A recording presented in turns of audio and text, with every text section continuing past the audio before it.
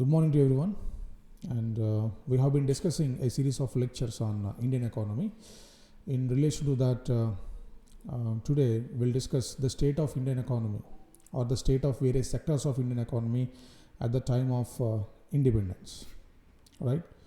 So, in order to have a good understanding on the present conditions of Indian economy, we should know the state of Indian economy at the time of independence, because prior to the British rule, Indian economy was at a good condition. After the British rule, the Indian economy was at its low. Okay, so we should understand these differences of Indian economy in different periods to have a better understanding on the present status of Indian economy, right? So, Indian economy on the eve of independence. So, Indians had an independent economy before the arrival of the British, right?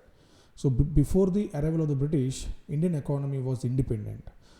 What is the meaning of independent economy? So, Indian independent economy means Indians were allowed to export their goods to other countries without any restrictions, as well as they were allowed to import the goods from other countries without any trade barriers. Okay, so that is called as the independent economy. Okay, and of course there are several aspects to define independent economy. For this discussion, this is enough. So Indians had an independent economy before the arrival of the British, and the domination of Britishers was for a period of 200 years. So when Britishers entered into India as a traders, we know all these things, right? These things are explained in Indian history. Okay, so the Britishers entered into India as traders, and slowly they occupied the territories of India, and they started dominating the people of India in every aspect.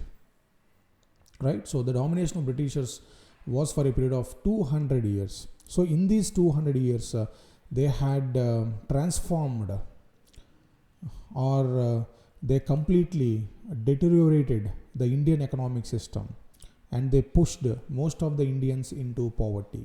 Right, so the Britishers' policies protected and promoted their own interests, meaning they had made several acts and policies when they were in India, and those acts and policies were in favor of Britishers.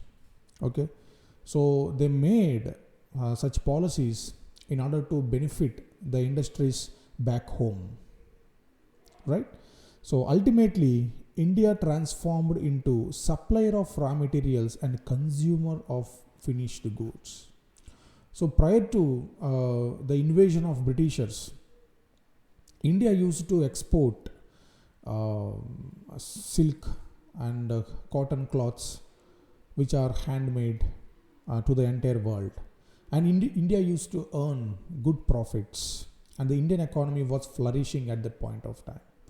But after the arrival of the British, they imposed more restrictions on the Indian goods, and they used to transport raw material from India back home to make their industrial sector more profitable.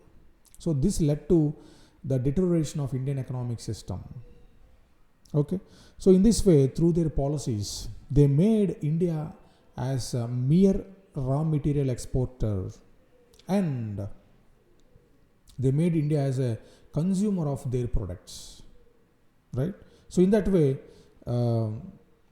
they deteriorated the Indian economic system, and overall the policies of British favored England, right?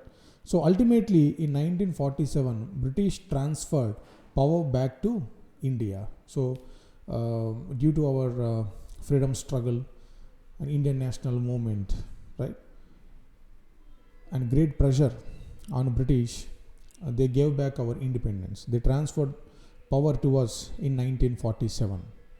Okay, so India inherited a crippled economy. I think you got the point.